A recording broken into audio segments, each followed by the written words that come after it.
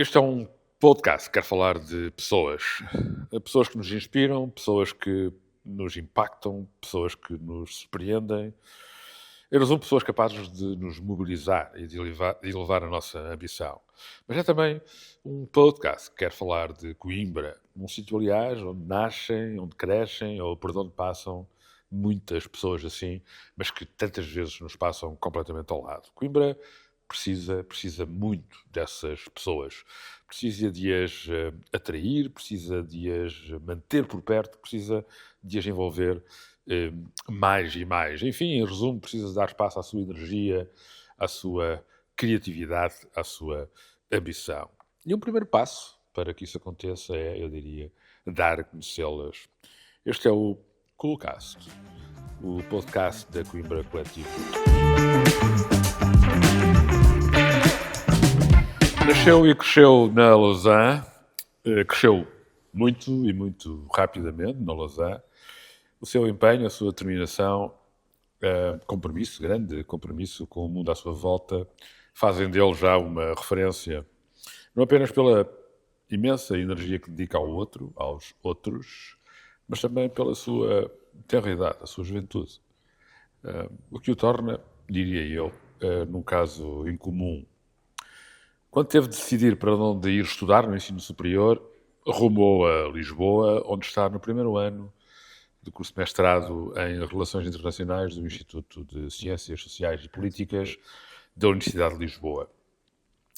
Em dezembro de 2022, ainda mal chegado à capital, apresentou à Carris um projeto de sua autoria para uma nova rede de autocarros de madrugada, o que lhe valeu destaque na comunicação social e também o aproveitamento pela Carris de algumas das suas sugestões que, entretanto, foram implementadas. Pretende, ou considera, pelo menos no futuro, especializar-se precisamente na área de transportes e na área de mobilidade, um domínio que o apaixona e ao qual tem dedicado muito da sua energia e do seu entusiasmo.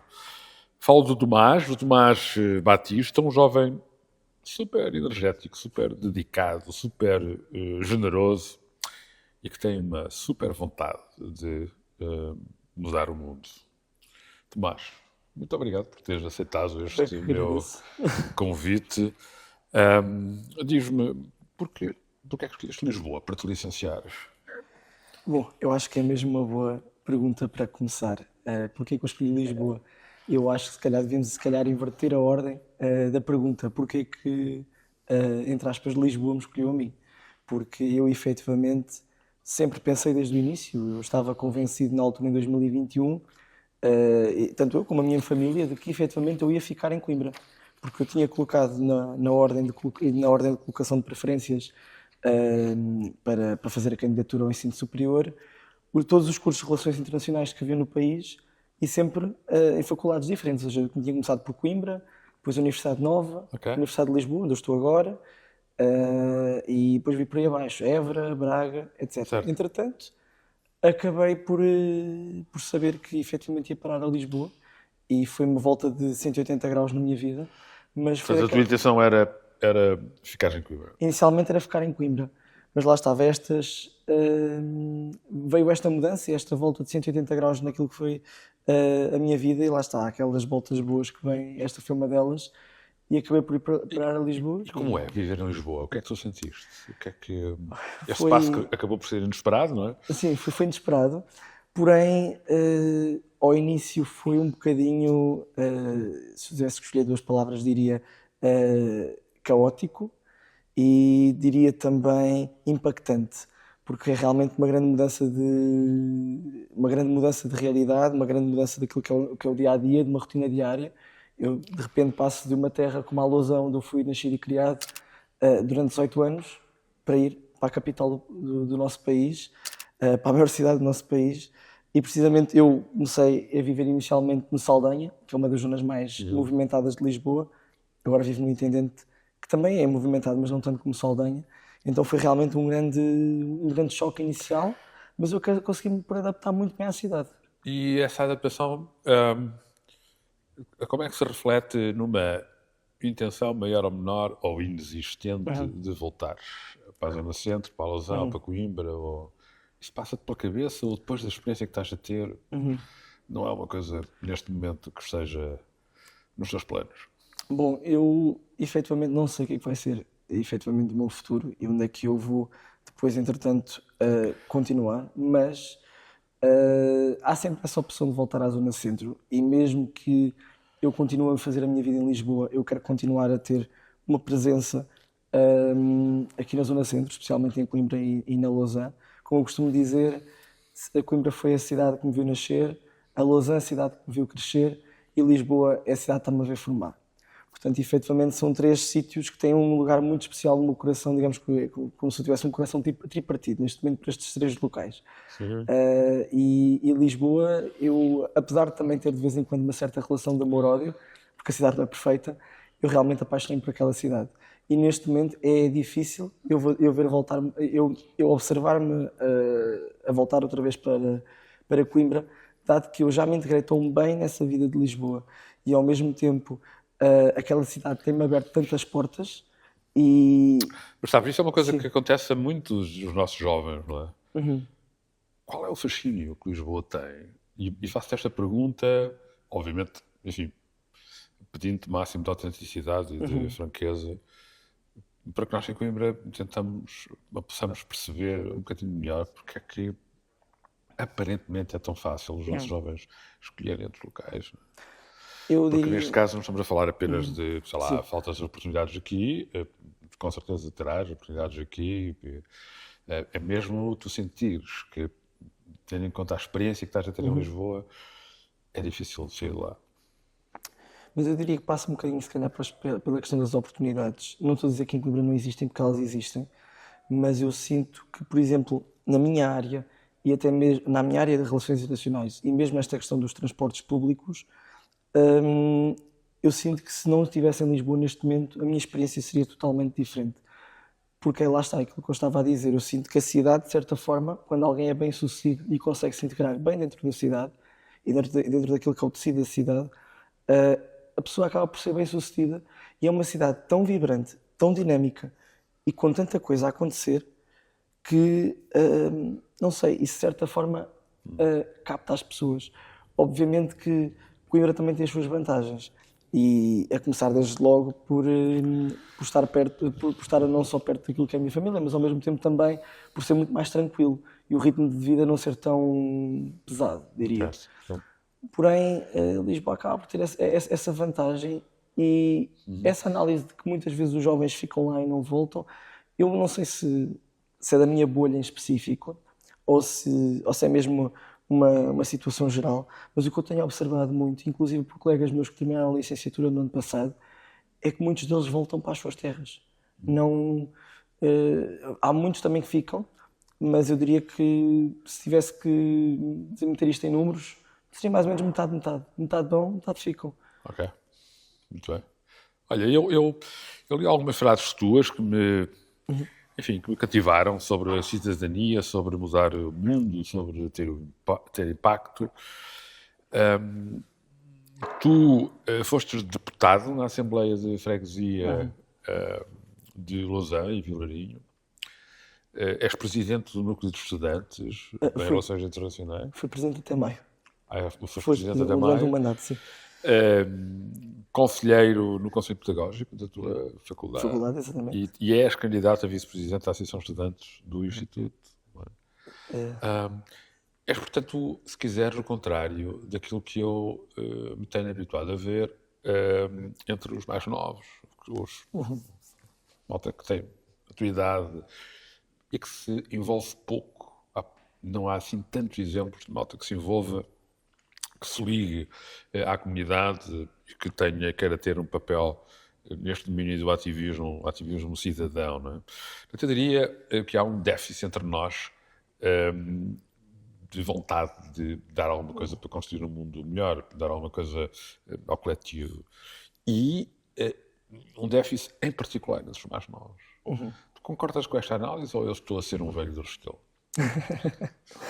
Eu tendo a discordar um bocadinho. Mas lá está. Não sei se tem um pouco a ver com aquilo que é a minha realidade e com aquilo que eu observo no meu dia-a-dia, daquilo que é a minha bolha social, ou se efetivamente é a realidade mais geral. Mas o que eu tendo a observar, tanto aqui dos meus amigos e dos meus colegas em Coimbra, como também em Lisboa, é que efetivamente há essa vontade de transformar, de mudar as coisas, de se quererem envolver nas coisas, e de serem pessoas dinâmicas, de serem pessoas ativas do ponto de vista social, do ponto de vista cívico. O que eu acho é que há uma mudança face ao passado daquilo que daquilo que são as ferramentas e daquilo que é a maneira como muitos de nós nos queremos envolver nas coisas. E há aqui um elemento sempre muito importante que vem logo sempre ao de cima quando se tem este tipo de conversas, que são as redes sociais, que têm uma importância fulcral. E eu sinto um pouco isso. Tanto aqui em Coimbra, com as pessoas que conheço, como em Lisboa, todas elas são pessoas que se envolvem muito ativamente neste espírito comunitário. Mas não achas que há uma influência partidária no envolvimento nesse tipo de ativismo? Porque a leitura que eu faço é isso, nada contra os partidos, não é? Mas eu, confesso-te, preferia, pelo menos à partida, ter uma vontade de intervir, porque de facto nós temos de mudar qualquer coisa, independentemente de uma qualquer ideologia e muito menos de um qualquer guião partidário. Não é? E o que eu vejo, eu lembro-me dos meus tempos da Associação Académica, em que uma boa parte, por exemplo, das listas que se candidatam, não a totalidade, houve um caso ou outro em que isso não aconteceu, mas eram listas promovidas pelos partidos. Não é? A malta não se mobilizava com qualquer projeto para fazer qualquer coisa fora do contexto ou do âmbito partidário. Não é? Isso ainda é assim ou não? Como é que vejo isso? Há uma influência grande dos partidos ou não? Há uma relação mais clara entre partidos e envolvimento dos mais jovens ou não? Bom, eu diria que cada caso é um caso, mas há situações onde isso ainda acontece. Mas eu acho que, pelo menos falando daquilo que é a minha realidade, eu sinto que já foi mais no passado do que é agora, apesar de ainda existir. E era aquilo que eu lhe estava a dizer, há muitas maneiras de se querer fazer mudança, de se querer envolver, digamos, aquilo que é a comunidade e a sociedade, e mesmo de forma cívica. E, portanto, uma dessas formas que eu noto é que há cada vez mais colegas meus que, de certa forma, querem se envolver, mas não se envolvem necessariamente dentro de um partido, uma estrutura partidária. Vão por outros caminhos, vão por outras formas. As redes sociais são uma delas, mas muitas vezes há outro tipo de projetos e outro tipo de envolvimento comunitário que também reflete um pouco isso. E eu sinto que, pelo menos, as pessoas que me rodeiam são todas elas pessoas muito dinâmicas nesse sentido. Mas sim, ainda há uma certa influência partidária em algumas dessas, não só listas, mas diria até. Este é um tema que me, Sim. enfim, que me importa, não é? E eu, obviamente, não tenho uma... É limitada a minha capacidade de avaliar, de facto, o que está a acontecer. Tenho esta ideia, não é, que há uma influência demasiado grande dos partidos e que, por outro lado, ou complementarmente a isso, há uma disponibilidade menos boa de toda a gente, mas em particular dos mais novos, de se envolverem em coisas que é, ou que são, ou que ambicionam construir coletivo, melhorar o mundo, preocupar-se com os outros. E o que é que tu achas que se pode fazer para melhorar isso? Eu não estou a dizer que tenha razão ou não, mas enfim, estando nós melhor ou pior a esse nível, o que é que se pode fazer para mobilizar mais a malta mais nova, não é? Para lhes dar este sentido de propósito, sentido de pertença à comunidade, que, por exemplo, tu tens muito por todo o teu percurso, procuras estar sempre envolvido e muitas vezes, imagino eu, tens que ultrapassar frustrações. Há alguma ferramenta, alguma coisa? Quer dizer, eu percebo que em ti, é claramente em ti, está no teu DNA, está, é assim que tu olhas para o mundo. Como é que se pode fazer com que outras pessoas... Vou-lhe ser honesto. Acho que há aqui um problema de fundo um pouco mais grave, vamos dizer assim, do que isso. Eu sinto que há aqui uma certa forma, uma quebra geracional. No sentido em que. Olha, por falar em quebra geracional, tu vais-me tratar por tu, por favor. Ok. Já me tratavas por tu e agora estás-me a tratar outra vez só assim. Ok, vou tratar-te por tu então. Mas eu sinto que há uma quebra geracional, no sentido em que há uma geração mais velha que muitas vezes tende a ter dificuldade digamos assim, aceitar a opinião ou aceitar o contributo de alguém mais novo. Eu senti isso. Mas isso é Coimbra, Não não? percebi. É Coimbra isso? Um bocadinho, sim. Eu sinto até que uma grande diferença entre Lisboa e Coimbra vai por aí também. Eu senti isso, mas senti isso tanto aqui em Coimbra, quando fui ao Xmetuc, como também senti isso em Lisboa, quando fui à Carris. Ou seja, há muito aquela questão de, por exemplo, eu agora chego com uma proposta de melhoria, de alteração de alguma coisa, de uma linha de autocarro qualquer, de uma proposta de uma rede de madrugada, o que seja. E eu posso ter 21 anos e posso morar só em Lisboa há pouco mais de 3, mas efetivamente investi muito daquilo que é o meu tempo ali, tenho a minha opinião sobre o assunto em concreto e não estou só a falar para o ar, falo de coisas concretas. E o que eu sinto muitas vezes que acontece é que quando se vai com algo tipo, com uma proposta destas a um sítio, como por exemplo como a Carris ou Xmetuc, há muito aquela. Houve-se a ideia, mas depois há muito aquela rejeição do género. Bom, mas nós já andamos aqui há 30 ou há 35 anos, a gente já sabe como é que isto é. Estás a dizer algumas coisas, mas é um bocadinho diferente. Então acaba por ser sempre um bocadinho assim do género. Já estamos tão habituados a fazer isto de uma forma que depois há uma certa rejeição ou uma certa dificuldade em ouvir quem vem de fora a dizer-lhes para fazer algo diferente, porque depois eu sinto que as pessoas muitas vezes interpretam isto como isto agora veio de fora, nem, entre aspas, não é ninguém, vem agora aqui dizer como é que eu hei de fazer o meu trabalho, ou vem agora aqui dizer o que é que eu poderia ou não fazer diferente. E depois eu sinto que há um pouco essa rejeição, e quando há a aceitação de uma dessas ideias, há sempre depois aquela parte muito importante que falha muitas vezes, que é o reconhecimento. Não se reconhece quem foram as pessoas que lutaram por Puxaram por isso. aquilo. Exatamente. Sabes, eu acho que esse é um problema, porque não será só um problema em Coimbra, acho que é a cultura conimbricense é uma cultura que valoriza muito essa diferença e essa relação com quem está no alto e quem tem supostamente muita sabedoria, etc.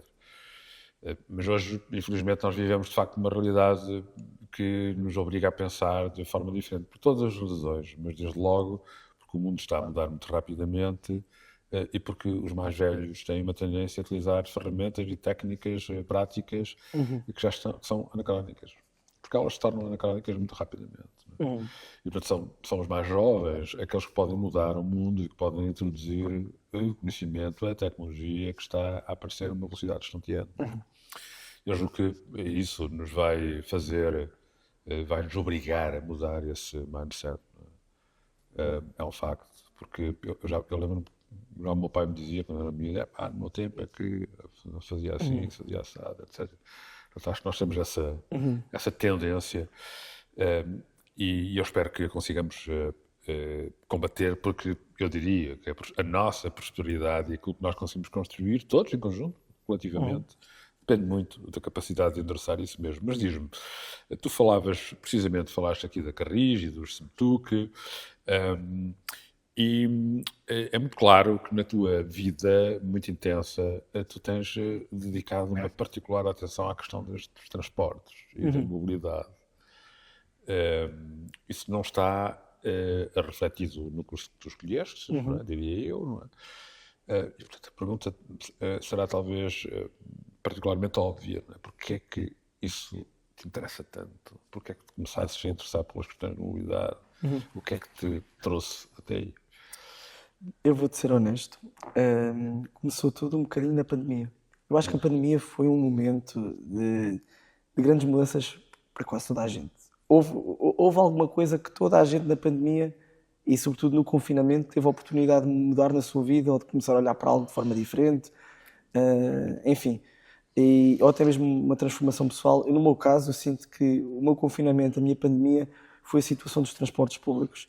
Eu já desde muito cedo que tenho um gosto especial por aquilo que é a intervenção cívica, por aquilo que é a melhoria de espaço público e até mesmo a questão da mobilidade, por dois fatores muito simples. O meu pai era e é um grande entusiasta do antigo ramal da Lousã e tem um grande acervo bibliográfico daquilo que era o nosso ramal lá na Lousã. Inclusive, ele fez as últimas viagens de comboio gravadas no... Esqueci-me agora o nome daquilo, onde veio o maquinista a dirigir, Sim, sabe? na cabine. Ou seja, começa um bocadinho por aí e depois por esse processo que foi eu, enquanto criança, mas que já tinha noção das coisas, ver o que é que o comboio, ou melhor, o que é que a partida do comboio fez à comunidade na qual eu estava inserido, ver amigos ir embora, ver uma terra que, apesar de ser muito dinâmica e apesar de ter sempre continuado a crescer ao longo dos anos, estagnou, e sobretudo as terras à volta estagnaram. E depois, de certa forma, também foi, lá está, durante a pandemia, temos o segundo motivo. Portanto, a desativação do ramal da Lausanne foi uma espécie de acordar para ti, Foi como se fosse um interruptor.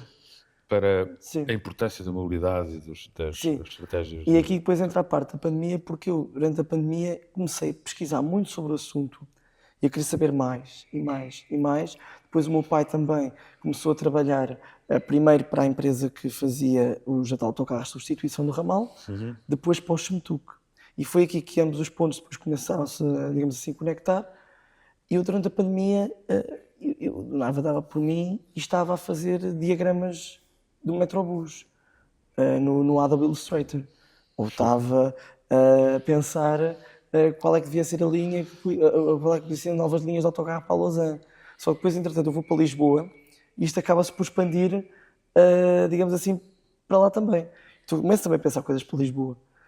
E como eu depois começo a ser um utilizador muito ativo e diário do transporte público, ainda mais do que eu já era antes, a partir daí a coisa foi crescendo.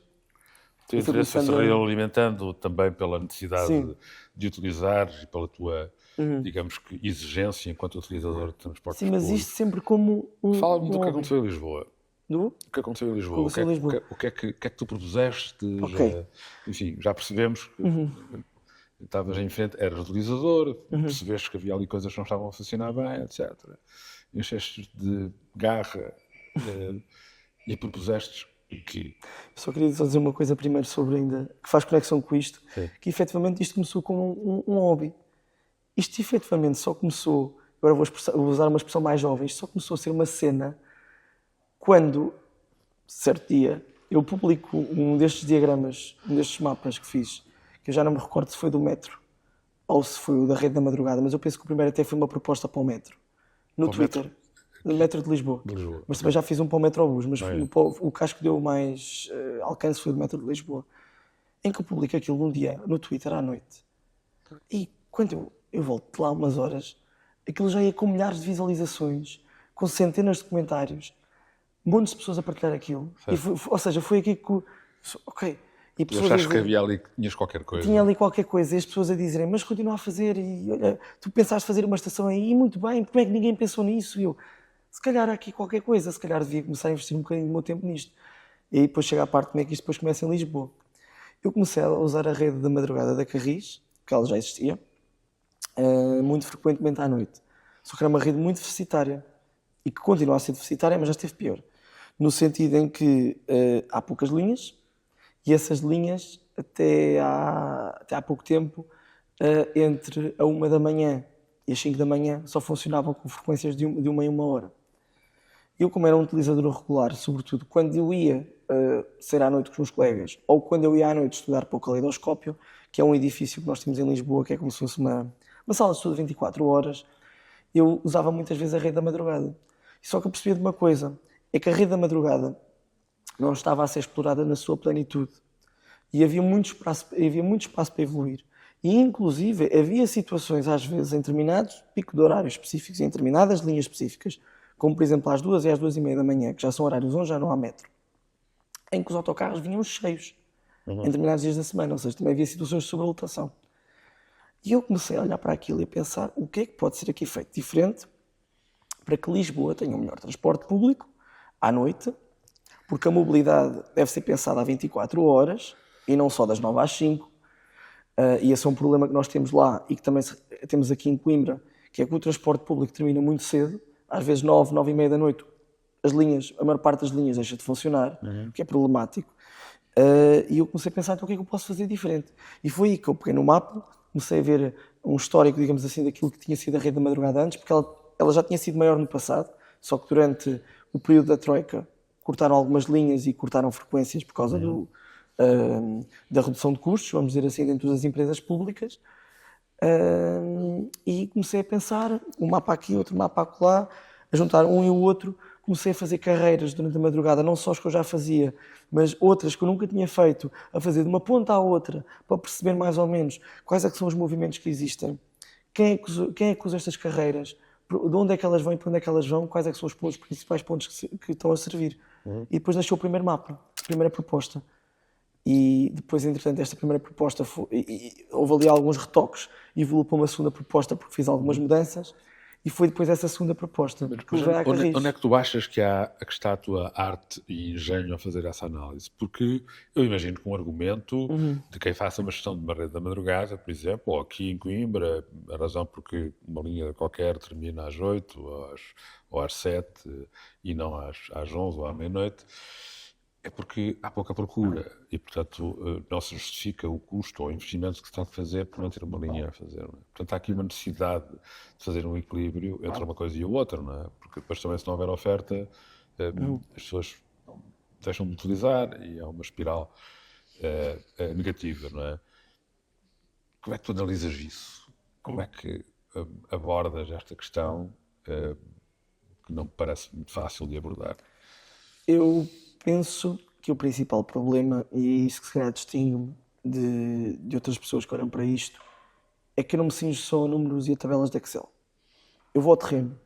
Ok? Eu gosto de observar. Observar é muito importante. Certo. E lá está, é aquilo que eu estava a dizer. Quem usa, a que horas usa, de onde e para onde vai. Certo.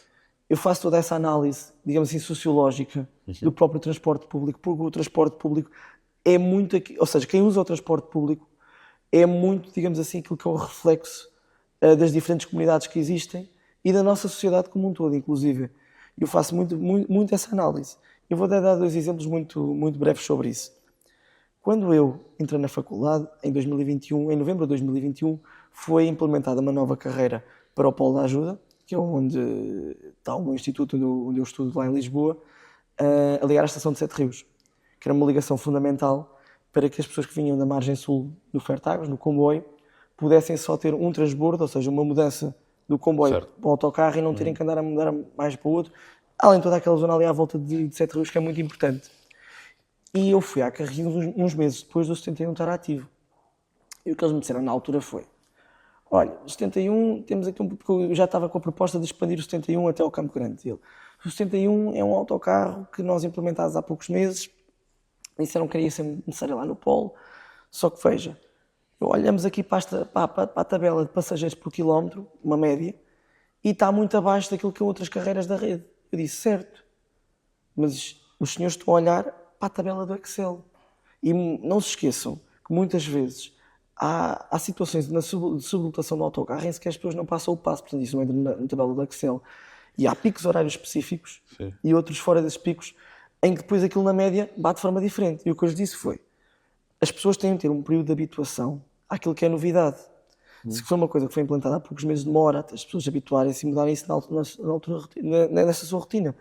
Certo. E agora, se formos agora ao Polo da Ajuda neste momento, 3 anos depois, está praticamente a fazer 3 anos depois, eu digo-te, o 71 é das carreiras mais usadas por estudantes neste momento. Certo.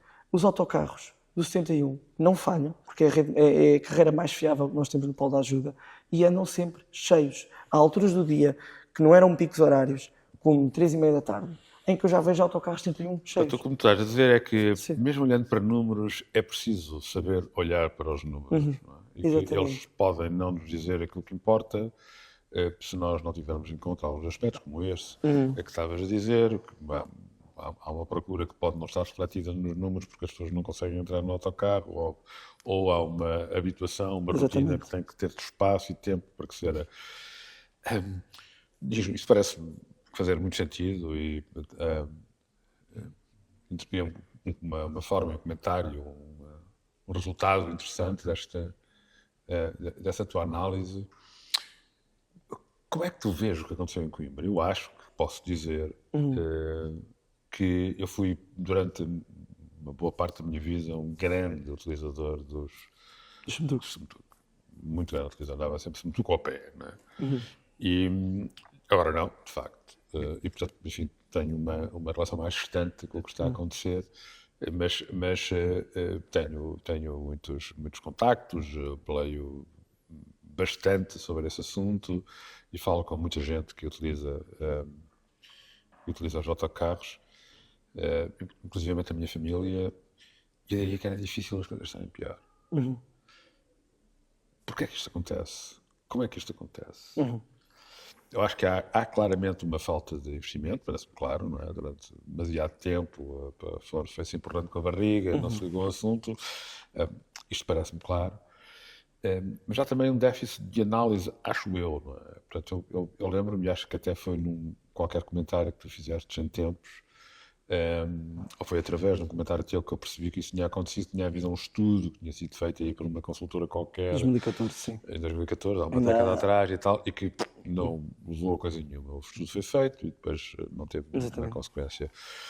E eu parece-me que essa avaliação, esse estudo, tem que ser feito no terreno, como tu estás a dizer. Vamos perceber como é que podemos otimizar os recursos. Não é? Isso não está a ser feito, não foi feito, aparentemente não foi feito,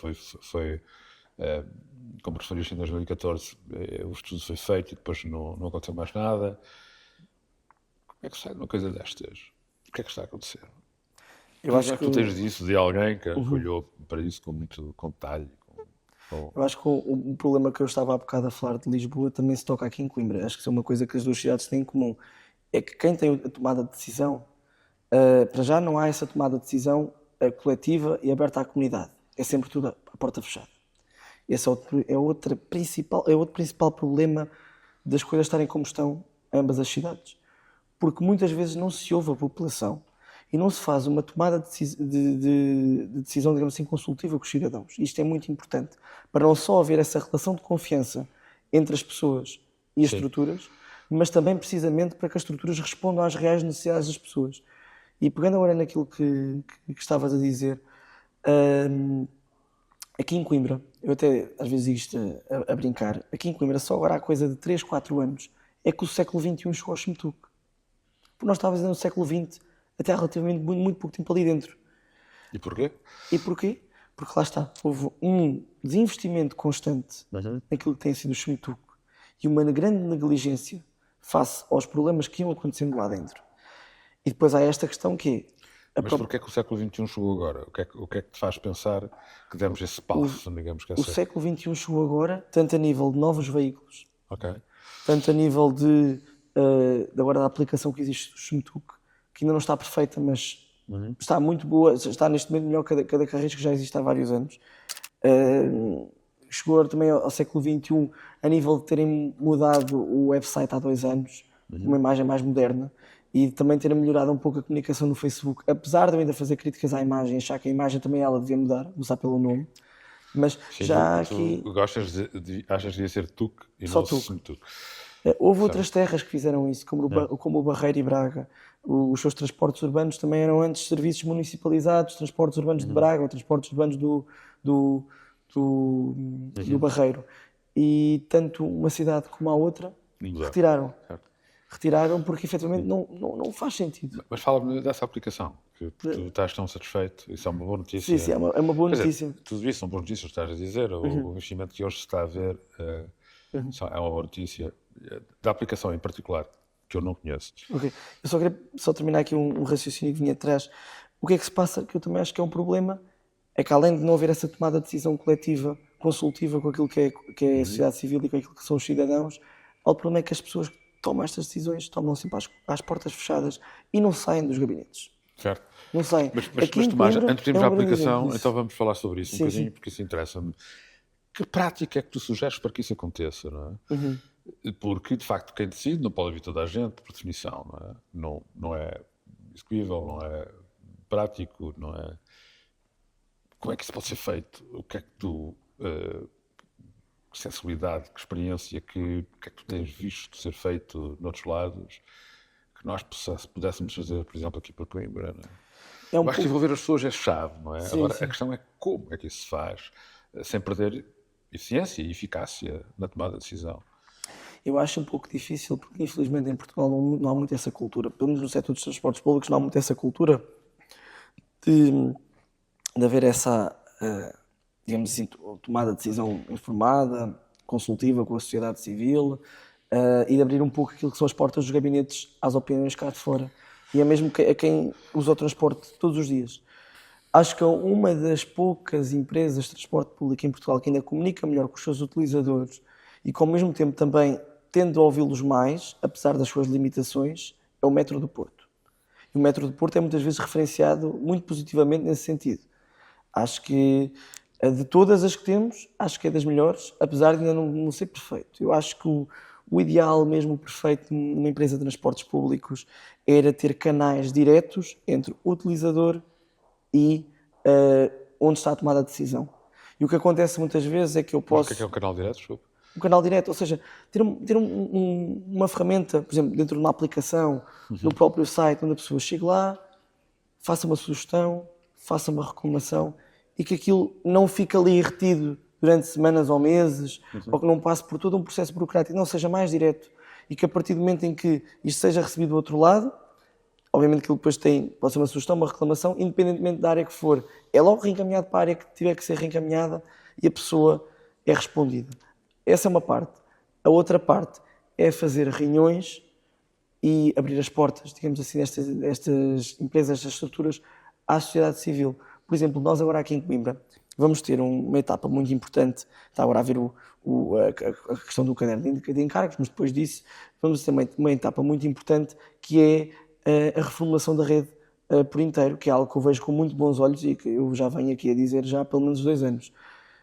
A questão agora é que eu estou preocupado, enquanto cidadão, enquanto pessoa que gosta muito destas coisas e que se quer envolver nisto, vão abrir as portas desse processo de tomada de decisão e desse processo de participação também aos cidadãos, ou vai ficar tudo mais uma vez dentro do gabinete do SMTUC e da Câmara Municipal com alguns especialistas na matéria que não tiram o mérito, atenção, são pessoas que são especializadas e que têm todo o mérito de o ser, mas que ficar só ali dentro deste grupo restrito e não ser aberto ao resto da sociedade. Eu estou muito curioso para observar como é que este processo depois vai ser encaminhado, porque efetivamente eu acho que há uma parte onde a sociedade civil tem algo a dizer. Onde Estamos de acordo. Eu acho que a inteligência coletiva é a mais poderosa forma de inteligência, de longe. É preciso perceber como é que ela se promove nesse contexto, não é? Porque, enfim, como é que se envolve toda uma comunidade com dezenas de milhares de pessoas que utilizam os transportes públicos de forma eficaz e eficiente. Mas eu acho que valeria a pena pensar como é que se faz. Todas as coisas e mais algo. Mas voltando agora aqui à questão da aplicação, fala-me disso. Da aplicação. Sim, a aplicação é uma boa notícia. Eu fiquei muito satisfeito. Eu fui apanhado até de surpresa quando a aplicação foi lançada, porque eu fui ao SMTUC a última vez, foi em fevereiro de 2023. E na altura, ainda muito antes de falar em uma aplicação, andavam a desenvolver uns QR codes. Eu inclusive levei um exemplar para a minha casa na Lousa. Andavam a fazer uma espécie de uns autocolantes que iam ser postos na paragem com um QR Code. Cada QR Code diria respeito a uma paragem e o objetivo seria que as pessoas lessem o QR Code do telemóvel e aparecia aos tempos de espera dos autocarros dessa paragem. E era isso que estava a ser desenvolvido na altura. Eu levei um autocolante que era um protótipo e estavam a tentar desenvolver isso, e na altura eu falei sobre a aplicação e a inclusão dos horários no Google Maps, que é outra falha, e o que me disseram na altura foi é complicado porque a Google tem demasiados requisitos e a questão da aplicação, bom, nós temos aqui que tratar a nível de licenças, do desenho da aplicação, depois metê-la nas plataformas digitais, é um processo que ainda vai demorar bastante e que nós ainda estamos muito para trás. E eu fiquei espantado porque literalmente um ano depois, tanto o Google Maps mais cedo, mas a aplicação apareceram e, a meu ver, não estão perfeitos, mas funcionam bem. A interface da aplicação está mesmo muito boa, muito intuitiva, é fácil de usar e até já está preparada no futuro. O que é que a aplicação dá? A aplicação dá a oportunidade ao utilizador de ter todas as linhas numa lista, que depois tem depois aquilo depois pode ser expandido para essas paragens todas e os horários. Tem a oportunidade também do utilizador poder selecionar uma linha em específico com um sentido específico, vamos supor, por exemplo, o seta em relação em direção ao Autovim, e poder consultar no mapa onde é que está o autocarro em tempo real no mapa, Certo. e ele vai-se atualizando acho que é de 10 em 10 segundos. Ok. E aí só tem um problema, e daí que estás a dizer que a aplicação não está perfeita nesse sentido. Eu sei disto também de conhecimento de causa própria, por causa do meu pai ser um motorista. Há autocarros que andam com o GPS desligado, e portanto, lá está, ainda não é 100% fiável, sobretudo os mais antigos, porém já é um começo. Isso acho que se consegue resolver com alguma facilidade, imagino eu, não é? É o começo. Não é. E há mais duas outras funcionalidades muito interessantes na aplicação. A primeira é que a aplicação também já vem pronta para aquilo que é o futuro carregamento de passes, e para poder comprar depois também bilhetes online, que é Mas bastante importante. ainda não se consegue comprar bilhetes online. Não, a única coisa que se consegue fazer neste momento no website, eu não me recordo agora se é o próprio website do Xamtuco, se é um website da Câmara, é fazer o carregamento de passes. Também é uma novidade que foi introduzida agora há pouco tempo. Ok. Já se consegue carregar o passo online. Eu não consigo comprar um bilhete sem ir comprar o título físico. Não Ainda. consegue ainda. Não consegue, mas já Eu acho estão a que esse é um preparar. passo que se tem Sim, que já dar. estão a preparar para isso. Isso é um passo que se tem que dar e que já existe em Lisboa. Eu, aqui há tempos, eu comprei um bilhete no metro, utilizando o meu cartão, o meu crédito ou de débito, ou o que foi. Isso faz muita diferença para a utilização casual, que torna muito prático. Ok, isso são boas notícias. Ainda há uma última, Sim. muito rápida, que é efetivamente aparece também já uma função que já existe em Lisboa, mas nem sempre funciona bem, e exige aos utilizadores terem que pagar por esse serviço, que é enviar uma SMS com o código da paragem, e depois recebe outra SMS de volta com os tempos dos autocarros em espera. Como isto é feito por SMS em Lisboa, neste caso paga-se a mensagem, e não é algo que as pessoas usam muito neste momento. Aqui em Coimbra é interessante porque eles adotaram essa sugestão, que foi uma sugestão que eu dei, tanto da minha ideia lá, como também daquilo que tem sido a minha intervenção cívica pública em torno do assunto. E é engraçado que eles têm lá um exemplo de como é que vai ficar depois os posteletes, ou seja, os identificadores das paragens onde mostra as linhas, e o desenho de postelete que eles estão, neste caso, já ali desenhado para o futuro, é muito parecido com o desenho de postelete que eu propus. Ou seja, eu percebo, efetivamente, não me dão esse reconhecimento, mas eu percebo, efetivamente, que intervenções cívicas como a minha, certamente não é a única, ajudam a que haja mudança, e de uma forma ou de outra, lá está, mesmo com todas essas reticências e com essa repulsão geracional, vamos dizer assim, elas mais tarde ou mais cedo acabam por ser incluídas. Eu gostava que fosse de forma diferente, gostava, mas este é um exemplo. E depois, só para terminar a questão da função, depois basicamente a pessoa na própria aplicação, sem nenhum custo adicional, vai colocar o código depois da paragem, e vai aparecer também os tempos na própria aplicação, caso a pessoa não saiba bem em que paragem que está. Ok. Diz-me uma coisa, certo? Isso é uma... enfim, esta vontade de intervir tem como principal motivo ser capaz de influenciar a mudança e a tomada de decisão, perspectivar ou esperar melhores decisões, independentemente do resto. Se isso acontecer, como aparentemente com a tua ação tem acontecido, então acho que tens enormes motivos para te sentir orgulhoso. E diria que, enfim, por muito merecido que seja uma palmadinha nas costas, acho que deve-te sentir muito mais orgulhoso, porque de facto contribuíste para uma mudança, influenciaste uma mudança, promoveste uma mudança, do que qualquer outra coisa. Eu sinto orgulho em ter alguém como tu que é capaz de fazer o que tu tens feito, que eu reconheço que não é comum, como já disse, e que não é fácil, e que tem que expressar algumas tuas boas características, que estás preocupado com o resultado e não com o resto. Tudo, não é? Isso é bom, é muito bom, e esperava que isso pudesse aparecer muitos mais jovens ou cidadãos connosco, partilham o espaço onde nós vivemos. Diz-me, voltando aqui mais às questões tu propuseste algumas mudanças no Xamtuco, alguma das linhas. Lembro-me que houve uma redução enorme de, não sei quantas eram, 100 e tal, 180, 170 que havia. E reduziste aquilo bastante. continuas a acreditar que há aqui porque eu acho que a simplificação é uma coisa importante, muito importante. E quando nós simplificamos, quer dizer, a beleza da engenharia, ou seja, a beleza da engenharia está na simplicidade. Não é? O que é simples é belo. Não é assim tão difícil fazer coisas hipercomplexas, que depois têm uma porção de problemas e não funcionam bem, não é? Continuas a achar que é importante fazer essa remodelação, essa reformulação. Não sei exatamente o que é que disse aquele tal estudo que nunca saiu da gaveta, mas continuas a apostar nisso. Continuo. E só pegando aquilo que estavas a dizer anteriormente, eu, apesar de às vezes sentir que não tenho esse, digamos assim, reconhecimento oficial, o que me deixa feliz, o que me deixa efetivamente bastante grato e contente, é eu saber que lutei para algo e que de uma forma ou de outra esse algo está a ser feito ou aconteceu e está a mudar efetivamente a vida das pessoas. E pegando só aqui num exemplo específico de Lisboa, onde eu vou vir aqui para Coimbra, houve um autocarro de madrugada, uma linha de autocarro de madrugada, o 203, que não existia até há bem pouco tempo, foi criado. E a novidade desta linha de autocarro do 203 é que serve o meu instituto e toda aquela zona da ajuda à noite. E há ali uma residência de estudantes onde há muitos colegas meus que precisavam ter autocarro ali à noite. E agora é profundamente gratificante. Tomás, olha, obrigado. Eu agora já posso vir à tarde do treino, tenho autocarro para ir para casa. Tomás, obrigado. Eu agora posso ir sair à noite à vontade, eu tenho um autocarro para ir para Em casa. vez de 203, vinham chamar o Tomás. O quê? Vinham chamar Tomás ao autocarro, em vez do 203. Também podia ser.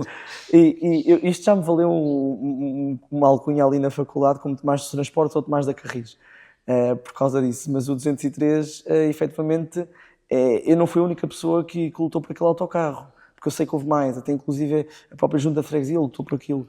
Mas eu fui uma pessoa que me mexi muito para que aquele autocarro existisse e ver dali a uns meses o autocarro aparecer, eu senti que eu fiz parte deste esforço, Certo. eu fiz parte desta luta, eu fiz parte, digamos assim, de que esta mudança acontecesse.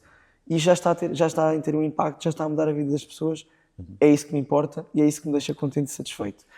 Vindo agora ao Xmetuc, eu considero mais do que pertinente essa mudança, essa reformulação da rede.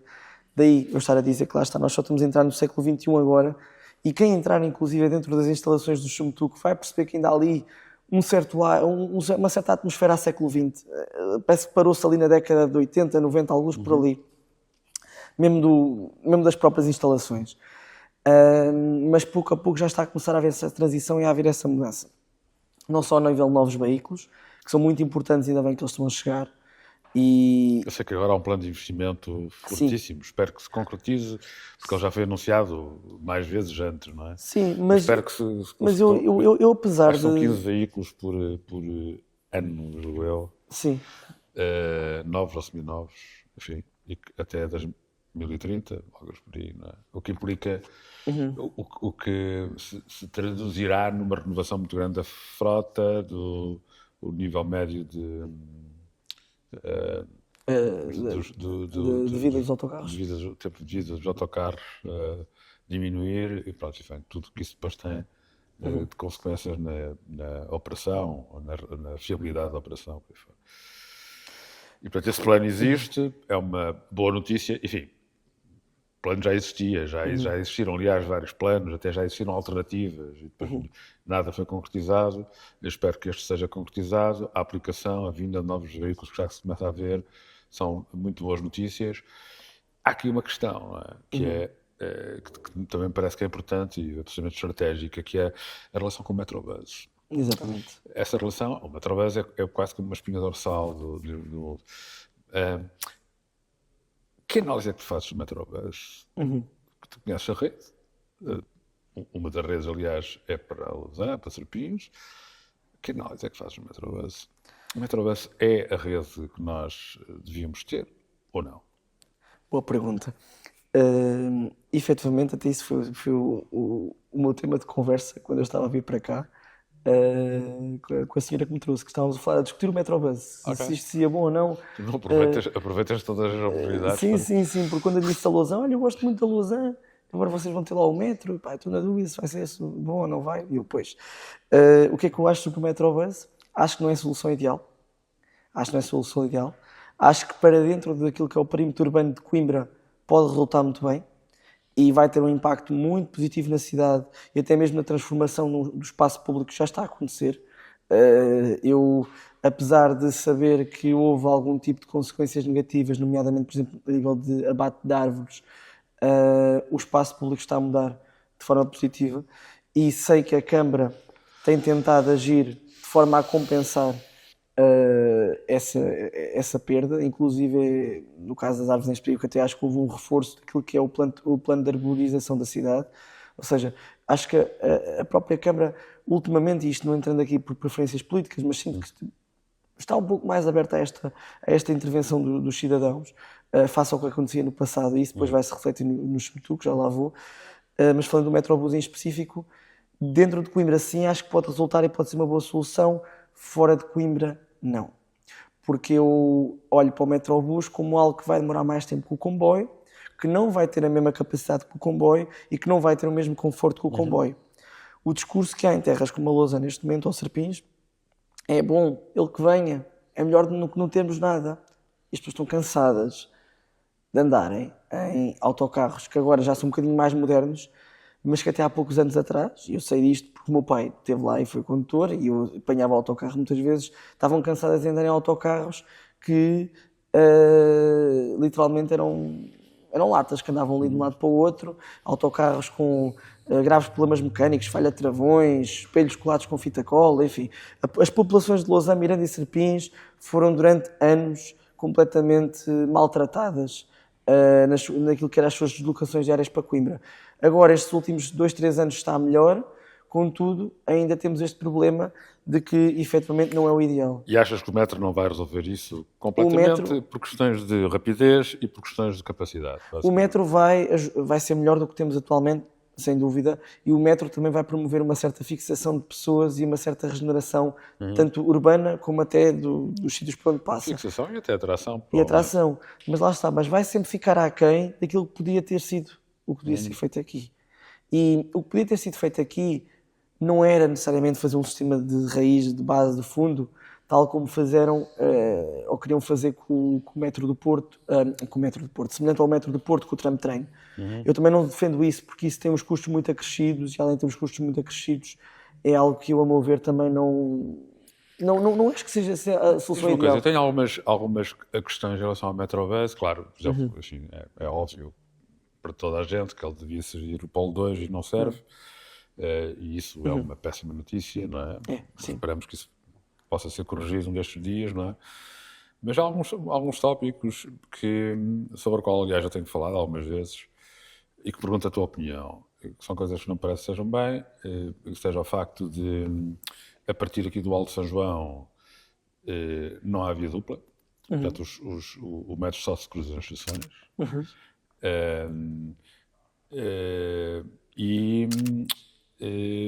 Não há canal dedicado entre os hospitais e o hospital pediátrico. Ora, este sistema de transporte rápido, BTR, BUS, BRT, Bus Rapid Transport. BRT, BUS Rapid Transport, este sistema assenta em alguns princípios, como seja o canal dedicado, nunca há mistura com o tráfego normal, para garantir fiabilidade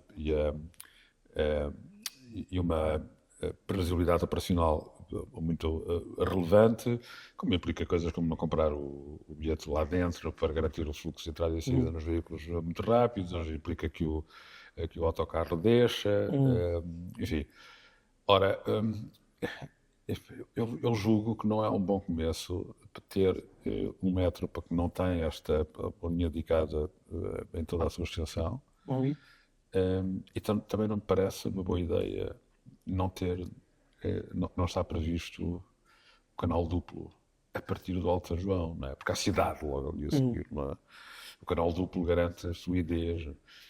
Eu devo dizer que já falei nisto com o metro Mondego. E o que me dizem é que não se justifica o investimento para fazer essa linha dupla, não é?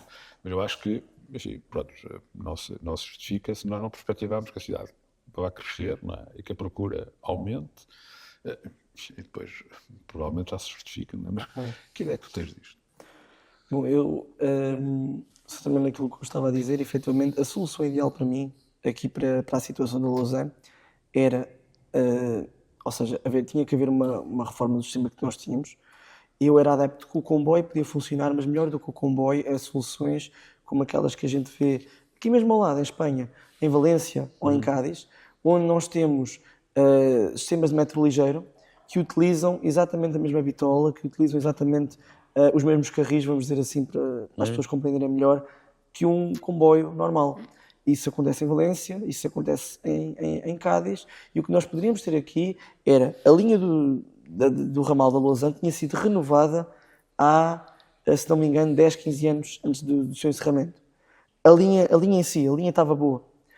O que era preciso só era eletrificar, melhorar as interseções com as estradas e com o atravessamento de peões e criar estações dignas, com boas condições e dignas do século XXI, vamos dizer assim, para os passageiros. A partir daí nós tínhamos tudo o resto. E logo aí nós podemos ter eliminado muito dinheiro que foi muito mal gasto desnecessariamente, porque a superestrutura da linha já lá estava.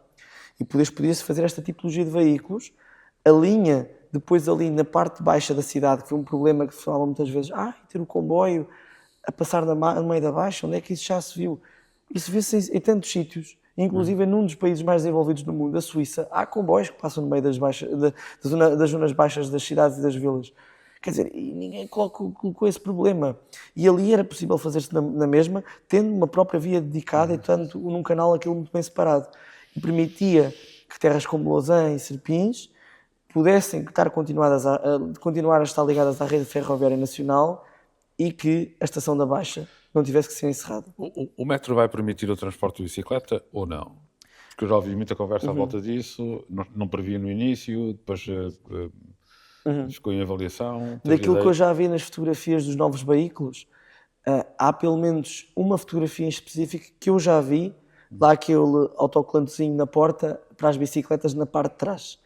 Há outros que eu não vi isso, e só para cadeiras de rodas e para, eu acho que era essencial, e para grávidas, o transporte de etc. bicicleta Mas dentro da zona urbana. eu acho que vão ter. Acho que isso era essencial, porque, enfim, acho que nós devemos aspirar a mudar o paradigma. E não só de bicicletas, trotinetes, por exemplo. As trotinetes que é um meio estão muito usado e que, portanto, agora dobra-se. Acho que temos que capilarizar a nossa capacidade, a nossa mobilidade, utilizando esse tipo de estratégias, mas obviamente que elas têm que estar articuladas depois. Fica mais fácil se eu puder, nos sítios onde não é conveniente andar de bicicleta, se eu puder transportar comigo e não desistir de a utilizar porque uma determinada troça, uma determinada parte, ou uma determinada altura do dia não consigo fazer. Muito bem. Eu julgo que nós estamos a terminar o nosso tempo. Daqui a bocado começam aqui a fazer sinais e a insultar até. Uma última questão. Enfim, mudar um bocadinho de assunto para terminar a conversa, mais do que uma última questão, ou melhor do que uma última questão, que é como é que a comunidade mais jovem e juvenil de um sítio como a Lousã olha para Coimbra? O que é que um jovem vê em Coimbra, olhando para ela de fora, a partir da Lousã? Qual é a tua experiência? Um jovem da Lousã olha de Coimbra. Olha Coimbra como uma cidade, efetivamente, onde há tudo aquilo, digamos assim, que não há na Lousã. Ou seja, há muito esta lógica de complementariedade. E a Lousã, apesar de ter uma vida e uma dinâmica muito própria, acaba por funcionar numa espécie, digamos assim, de subúrbio de Coimbra ao mesmo tempo. Apesar de, lá está, de não ser simplesmente só uma vila dormitório, tem mais dinâmica do que isso. Mas em relação àquilo que um jovem vê, eu vou dar um exemplo muito pessoal de vários amigos meus, que, entretanto, alguns deles vieram morar para Coimbra, e estão a morar neste momento para Coimbra, mas que o objetivo deles era permanecerem na Lousã, enquanto estão a fazer os seus estudos e quem sabe agora depois quando entrarem numa vida profissional. Só que o problema é sempre o mesmo, transporte. Porque eu tive muitos colegas que andaram 5 dias por semana a fazer Lousã-Coimbra, Coimbra-Lousã, Lousã-Coimbra, Coimbra-Lousã, ou até mais Serpins, que ainda é mais longe e tem menos horários, e é desgastante. Mas Coimbra continua a ser um espaço onde um jovem da Lausanne gosta de estar, para Sim, onde ambiciona eventualmente ir. Ou seja, não é um sítio que se tornou completamente transparente. A malta já não olha para Coimbra porque olha logo para Lisboa ou para o não. Porto ou para outra grande metrópole e Coimbra não lhe desperta qualquer tipo de interesse. Não é esse o caso. Não é esse o caso. Porque eu sinto que a cidade de Coimbra também está a começar ela própria a mudar. Veio tarde esta mudança de ares, vamos dizer assim, mas ela própria está a começar a mudar.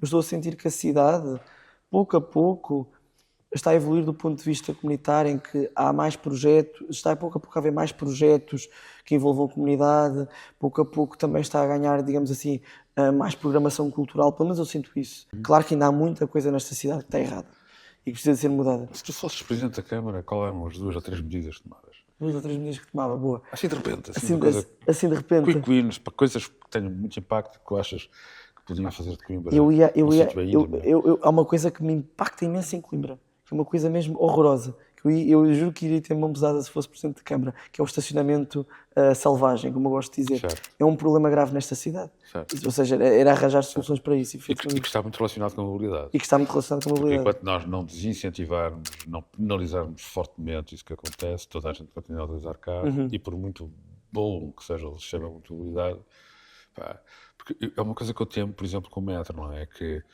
eu admito que uma boa parte das pessoas pensem no metro como um sistema para os outros. Eu vou continuar a utilizar carro. E o metro vai resolver um conjunto de problemas, etc. E até torna a minha vida mais fácil como utilizador de carro. Eu espero que não seja isso que vai acontecer.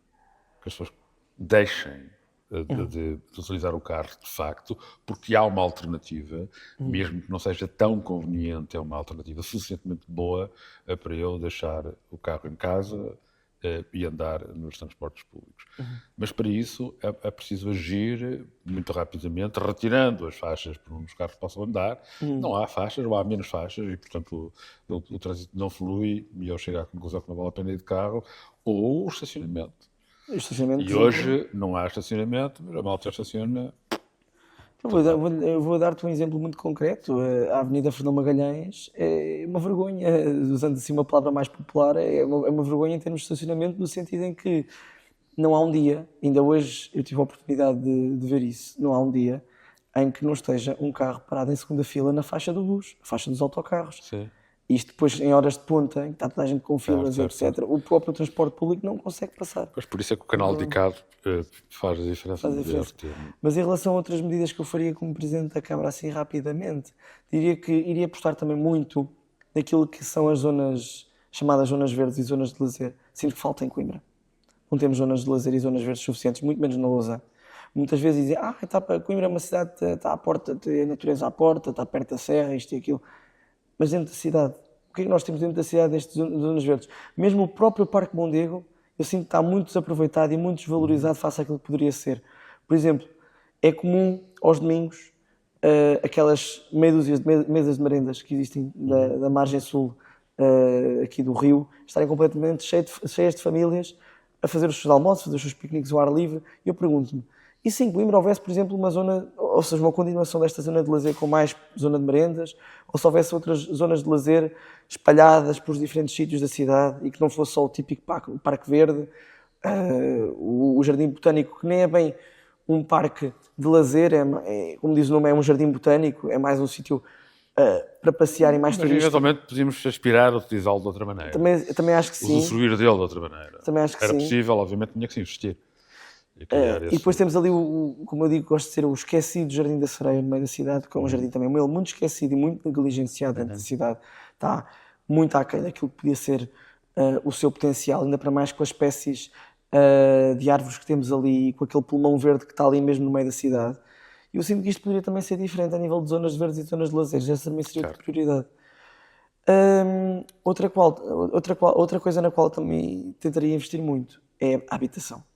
E eu vi que recentemente, agora aqui em Taveiro, ali em cima, quando se estava ali na encosta, esqueci-me agora o nome de... Acho que é não é Altos Barreiros, esqueci-me agora o nome da localidade.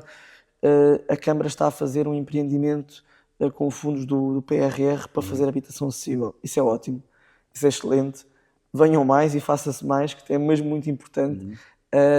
E esse também seria outra prioridade, a Há habitação aí mesmo. uma certa, digamos que, polémica à volta disso, porque a concentração de habitação, desse tipo de habitação, e o potencial de se criar espaços poucos funcionais, não é? Portanto, é um sítio, se quiseres, passo o exagero, onde se despejam pessoas para ir dormir, porque depois não há cidade, não é? Um sítio, É é um verdade. dormitório, etc. E eu, enfim, reconheço que há alguns bons argumentos nessa análise. É preciso ter cuidado, é preciso, não temos nenhuma dúvida que temos que enfrentar o problema da habitação, que é um problema gravíssimo, não é? Mas uma parte do problema é a nossa incapacidade de viver dentro da cidade, de viver a cidade e de construir cidade, não é? E, portanto, a cair na tentação de sair da cidade e arranjar sítio para lá pôr as pessoas onde elas vão dormir e depois têm que vir para a cidade se quiserem fazer qualquer coisa e nada a trabalhar, ou usufruir de qualquer coisa que existe na cidade, mas que não existe nesses espaços, é uma coisa que nos deve preocupar, não é? Mas, enfim, em resumo, tu falavas estacionamento, resolver o problema do estacionamento, parques verdes, temos que e devemos a trazer mais parques para a cidade e para Não a só a música cidade, é viver, mesmo o concelho como um todo, e o porque conceito Coimbra como não é todo. só cidade. Certo. Exatamente. Eh, e a habitação. Promover estratégias para resolver esse problema de habitação. E só dando aqui só um pequeno toque sobre essa parte final, eu concordo contigo. A questão é, mais uma vez, o transporte público aqui é essencial e nós até podemos ter cidade, entre aspas, fora daquilo que é o centro da cidade. Tem que haver, essencialmente, boas conexões entre uma parte da cidade e a outra. Certo. Isso consegue-se, isso é possível, e é possível que funcione bem. E aqui neste caso em específico, até se consegue que funcione bem porque há uma ligação direta à variante que mete as pessoas daqui no centro da cidade em 10 minutos.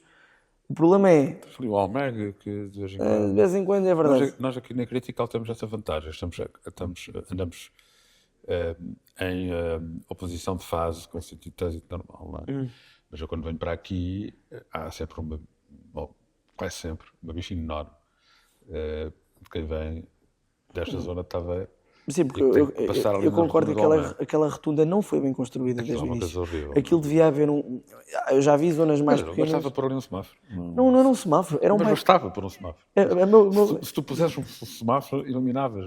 Bastava pôr um semáforo. Porque a rotunda faz-se a muito grande velocidade. Os carros até podem não haver um fluxo grande de carros, mas é o suficiente para tu não conseguires entrar na zona. Se tivesse feito aquela rotunda de raiz, eu tinha metido um bypass por cima, diretamente de quem vem do IC2 de Norte, depois IC2 de Sul, porque os desníveis entre uma estrada e outra permite isso. Certo. E fazer uma. Olha, temos que terminar, já passámos o nosso tempo, continuava aqui a falar horas adentro contigo, Tomás, mas de facto, mesmo para terminar, que palavra escolherias, uma única palavra, para definir Coimbra, ou que reflita em ti a forma como tu vês Coimbra?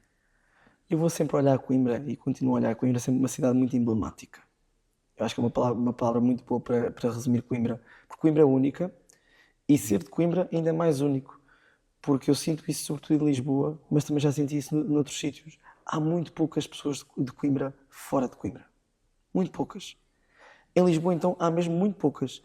Eu sinto que, Coimbra, digo, a região como um todo, não só a cidade, eu sinto que tenho essa também responsabilidade de representar bem esta região e de mostrar, isto é ser Coimbra. Eu sempre que venho aqui, olho sempre para a cidade, quando passo ali a ponte do Açude e vejo a Universidade no topo, depois ali a alta, a baixa, eu olho sempre e fico, é uma cidade realmente emblemática. Especial. Sim, e como diria, acho que é a balada da despedida, Coimbra tem mais encanto na hora da despedida. E tem mesmo, é mesmo uma cidade que é muito especial. E toda a gente que aqui vem parar e que tem os seus momentos aqui, não sai de Coimbra triste. E sai sempre com uma certa melancolia, mas uma melancolia boa, diria. Tomás, muito obrigado. Obrigado eu, foi todo um gosto.